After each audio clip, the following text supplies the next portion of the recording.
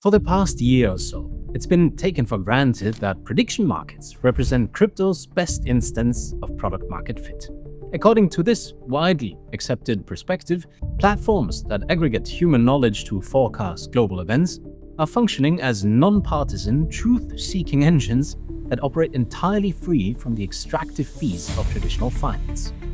However, when you examine the actual mechanical upgrades and behind-the-scenes regulatory filings currently being executed by the sector's largest player, a different and far more calculated reality begins to emerge. Polymarket has fundamentally rewritten its foundational architecture by activating a massive fee structure, deploying its own proprietary stablecoin, and preparing for a token generation event that shifts the platform from a neutral protocol into a vertically integrated financial monopoly. And this aggressive expansion has huge potential consequences for the crypto industry and could even threaten Tether and Circle's dominance of the stablecoin market. My name is DC, and you're watching the Coin Bureau.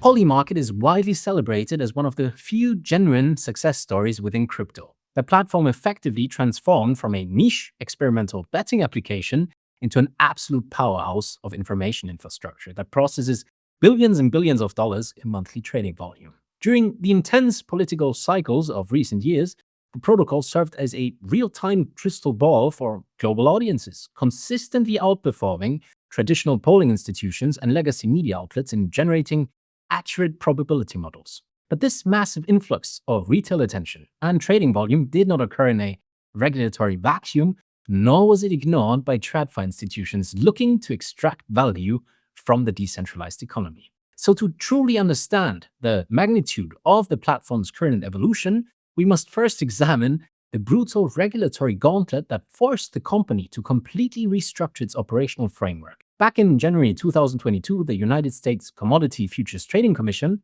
or CFTC, levied a $1.4 million fine against Polymarket's parent company, Blockratise Incorporated. Polymarket was charged with operating as an unregistered swap execution facility in order to immediately wind down its non-compliant domestic markets and permanently block American citizens from ever accessing its services.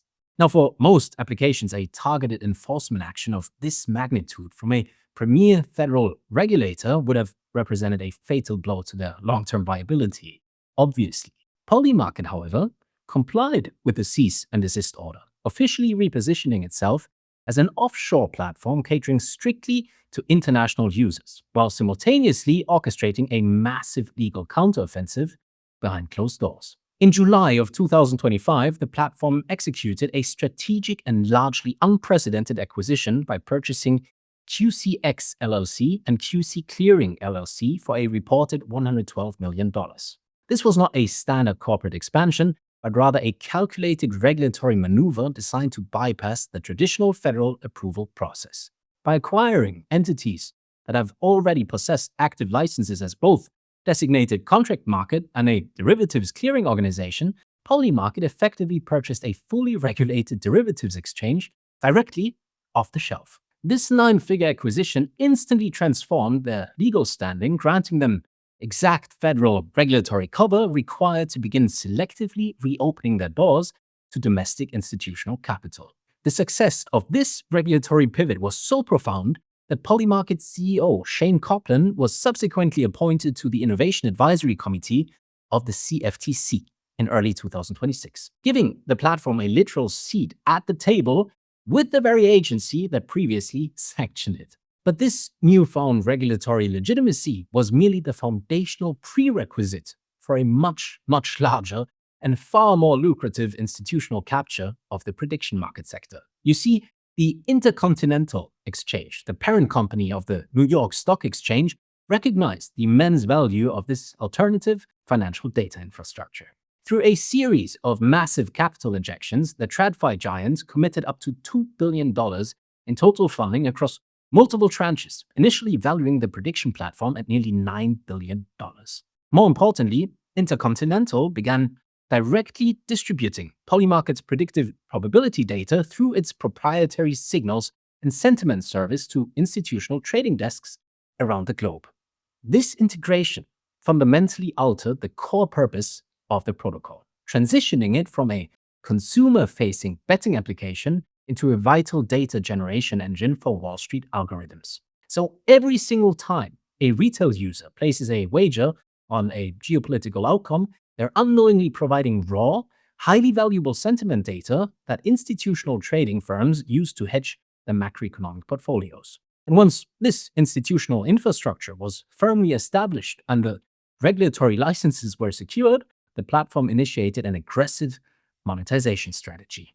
For years, the protocol operated as a completely free public utility, subsidizing network costs and transaction fees to aggressively acquire users and build an insurmountable monopoly on liquidity.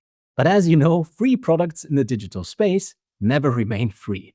And the platforms that ultimately survive are the ones capable of extracting revenue from their captive audiences without triggering a mass exodus. So in a matter of weeks, Polymarket flipped a programmatic switch that implemented a comprehensive fee overhaul across its entire underlying smart contract architecture.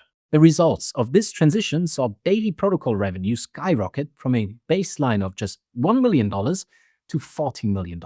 So when you extrapolate these figures, the platform is currently generating an annualized revenue of somewhere between $338 million and $400 million. And this is even more impressive when set against the backdrop of worsening conditions in the wider crypto market.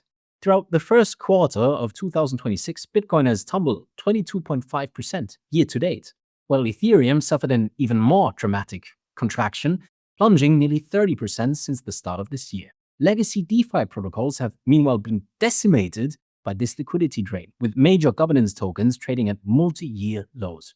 Uniswap, which has historically dominated decentralized exchange volumes, currently commands a total market capitalization of roughly $1.94 billion, after suffering a 75% drawdown from its previous highs. Similarly, Aave is currently trading at its 52-week low, commanding a market capitalization of merely $1.33 billion, despite securing billions and billions in total value locked. When you apply standard traditional finance valuation multiples to Polymarket's newly established revenue stream, the reality becomes impossible to ignore. At a highly conservative multiple of just 5 times their annualized revenue, the prediction platform's intrinsic value would roughly equal the entire circulating market cap of Uniswap. And if you apply a more aggressive 10x multiple, the platform's valuation approaches $3.69 billion, making it nearly 3 times more valuable than the foundational Aave lending market. So, Polymarket has effectively bypassed the entire legacy DeFi ecosystem to become one of the most profitable crypto protocols in existence. However, this massive financial windfall is being extracted directly from the wallets of the everyday retail users who initially built the platform's network effects. The new monetization framework implements a complex maker versus taker dynamic that fundamentally alters the profitability mathematics for the average participant. Under this revised architecture, users who provide liquidity to the order books are theoretically rewarded, while users who cross the spread to execute immediate trades are hit with substantial extraction fees. But the true structural flaw of this system reveals itself during edge case scenarios where the probability of a specific event occurring is heavily skewed toward one absolute outcome. In these highly asymmetric markets, users have reported facing effective execution fees ranging anywhere from 30% to an absolutely exorbitant 90% of their total potential profit. This draconian fee structure essentially destroys the financial incentive to participate in markets that are nearing resolution, trapping retail capital in positions that are all but impossible to exit profitably. Naturally, the implementation of these fees has sparked a major outrage across the crypto community, raising questions about whether Polymarket has finally pushed its extractive capabilities too far. And this tension is only further compounded by recent data regarding the actual baseline profitability of the retail participants providing liquidity to these markets. According to a blockchain analysis conducted in April 2026, an overwhelming 84.1% of all traders using Polymarket are currently operating at a net loss. Out of the millions and millions of individual addresses interacting with the protocol, only 0.033% of accounts have successfully managed to generate profits exceeding the 6-figure mark. This effectively demonstrates that the platform functions primarily as a highly efficient mechanism for transferring wealth from the retail public directly into the hands of a few sophisticated institutional actors. And despite this growing user frustration and the glaring unprofitability of the retail base, the platform's leadership has chosen to double down on their vertical integration strategy. You see, the fee switch was merely the first phase of a much broader architectural overhaul designed to completely sever Polymarket's reliance on external cryptographic infrastructure. This brings us to the deployment of the CTF Exchange version 2 upgrade, which fundamentally rewrites the settlement layer of the entire prediction market ecosystem. Through this technical overhaul, Polymarket has officially launched its own proprietary stablecoin, known as Polymarket USD, or PUSD for short. On the surface, this new asset appears relatively benign, operating as a standard digital token that is backed exactly one-to-one by Circle's existing USDC stablecoin reserves. But when you examine the underlying mechanics of this deployment, it becomes apparent that this is a hostile takeover of Polymarket's own monetary layer. By forcing all internal market settlements to route exclusively through their proprietary asset, the platform no longer depends on external stablecoin issuers to facilitate its core product offerings. They have successfully internalized the entire transaction lifecycle, granting themselves absolute administrative control over how capital flows into, through, and out of their ecosystem. Now, the dangers of this specific architectural shift for the legacy financial infrastructure of the crypto industry become apparent when we look at the current state of the global stablecoin market. The crypto ecosystem currently relies on a massive $262.7 billion stablecoin duopoly that dictates the flow of nearly all fiat-denominated liquidity across every major blockchain network. Tether's USDT dominates this landscape, commanding a market cap of roughly $187 billion and capturing 70% of the total tracked stablecoin supply. Circle's USDC serves as the primary alternative, maintaining a highly respectable $75.6 billion market cap that accounts for 28.3% of the overall market share. Now, these two centralized entities wield enormous influence over the decentralized economy, serving as the mandatory toll booths for any user attempting to park capital outside of volatile crypto assets. And Tether's business model is arguably one of the most capital-efficient enterprises in history of modern finance, generating massive profits through basic reserve spread income. The company absorbs billions of dollars in user deposits, pays zero interest to the retail holders of their digital tokens, and subsequently invests those funds into high-yielding US Treasury bills. This simple arbitrage mechanism allowed Tether to report a profit exceeding $13 billion for 2024. Furthermore, USDT processes nearly $67.4 billion in daily trading volume as the primary settlement layer for high-frequency algorithmic trading. This high-velocity turnover is exactly the specific utility function that prediction markets naturally generate, as users constantly rotate capital between thousands of rapidly resolving event contracts. So by launching their own proprietary settlement asset, Polymarket has explicitly signaled that they are no longer willing to let external entities capture the massive value generated by the platform's velocity.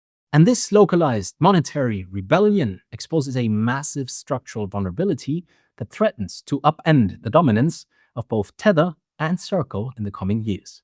If a prediction market can successfully launch and mandate the use of its own proprietary stablecoin, there's nothing stopping the rest of the DeFi sector from executing the exact same playbook. So what happens to the legacy stablecoin duopoly if Uniswap decides to launch its own native stablecoin to capture the yield on its massive trading volumes? What happens to the broader crypto ecosystem if Aave forces all borrowers and suppliers to use a proprietary fiat-pegged asset controlled entirely by their own governance token? We're witnessing the beginning of a massive stablecoin fragmentation where every major crypto platform will attempt to vertically integrate their own monetary layer to capture reserve yield. This directly threatens the $13 billion profit engine that Tether has painstakingly built, as captive user bases are systematically walled off into proprietary platform-specific currencies. But as fiat liquidity becomes increasingly siloed across dozens of competing protocol-specific stablecoins, the overall efficiency of the DeFi ecosystem will inevitably degrade. Retail investors will be forced to navigate a complex web of settlement assets, constantly paying extraction fees to bridge capital between these isolated digital economies. What's more, the monetization of the platform and the launch of a proprietary currency are only two components of a much darker and deeply controversial operational reality. While Polymarket attempts to position itself as a neutral financial utility on par with traditional data providers, it is simultaneously battling a massive wave of ethical and legal crises. The platform has repeatedly drawn intense international condemnation for hosting what critics and lawmakers have explicitly labeled as dystopian death markets. In early April, the world held its breath after a US Air Force jet was shot down over Iran. While two American airmen were actively missing in hostile territory, Polymarket immediately listed a market allowing users to place financial wagers on the specific timing and circumstances of their potential rescue. This grotesque gamification of an active military crisis triggered an immediate and furious response from political leaders across the United States government. Representative Seth Moulton, a combat veteran of the Marine Corps, publicly condemned the platform's actions, highlighting the moral depravity of gambling on the lives of active duty service members. He pointed out that these markets create perverse financial incentives for individuals to actively seek out and potentially leak classified military intelligence to gain a trading advantage. The public outcry was so severe that the congressman subsequently issued a sweeping directive banning his entire congressional staff from ever using or participating in any prediction market platforms whatsoever. While Polymarket ultimately removed the specific pilot rescue market and issued a formal apology, citing a failure of their internal safeguards, the underlying ethical rot remains deeply embedded in their operational model. At the exact moment they issued that apology, Polymarket was still actively hosting over 200 separate event contracts directly tied to ongoing geopolitical warfare and military casualties.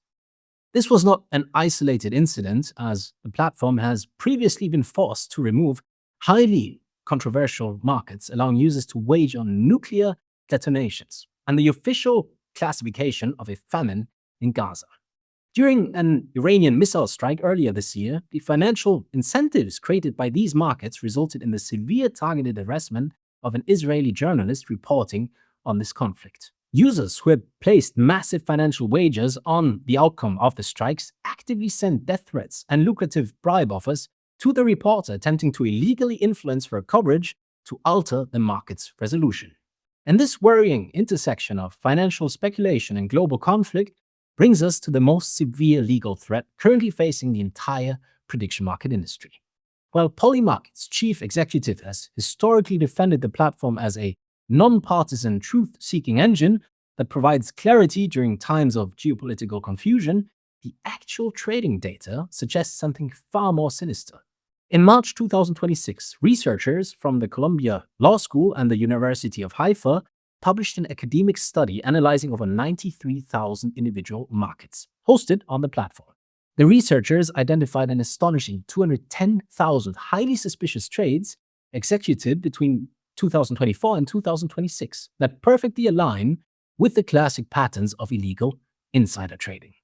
These meticulously timed transactions generated approximately $143 million in abnormal profits for a highly concentrated group of well-positioned and completely anonymous digital wallets.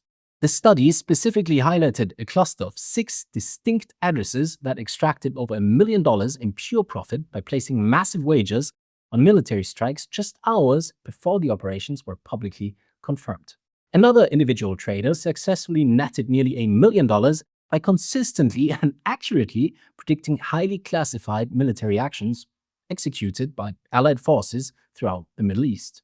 This academic research shatters the illusion that these platforms are aggregating the collective wisdom of the crowds to generate accurate probability models. Instead, the data suggests that these markets are functioning as highly efficient money laundering mechanisms that allow individuals with high-level security clearances to directly monetize classified government intelligence.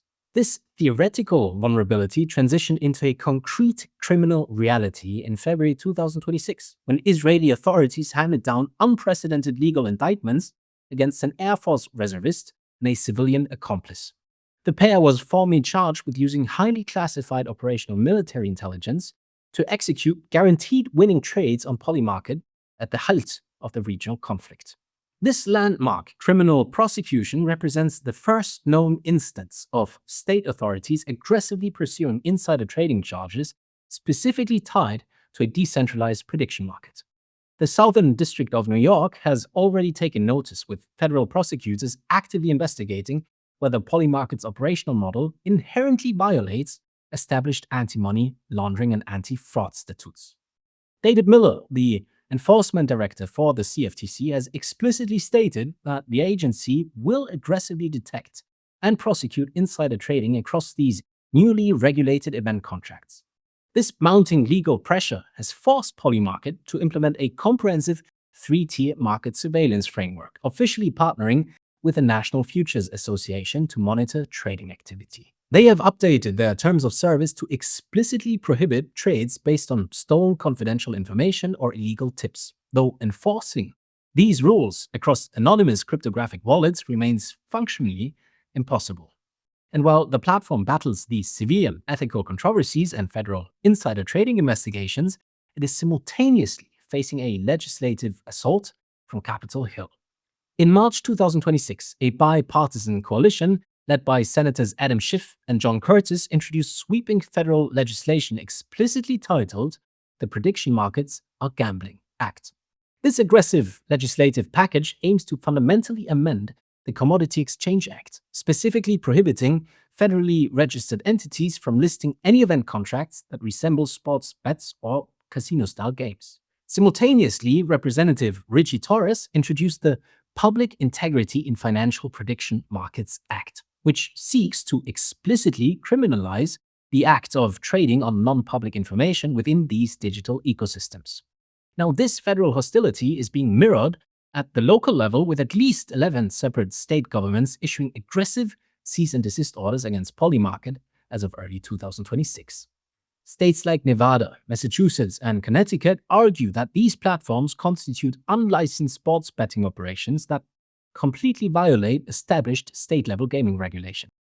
The prediction market industry is currently engaged in an estimated $40 million lobbying war against a massive coalition of traditional anti-gambling advocates to secure the legal right to exist. They did score a massive judicial victory on the 6th of April when the Third United States Circuit Court of Appeals ruled in favor of rival platform Kalshi, affirming that the federal commodities regulator holds exclusive jurisdiction over these contracts. This crucial legal precedent directly benefits Polymarket, potentially shielding them from the fragmented patchwork of state-level gaming commissions attempting to shut down the operations.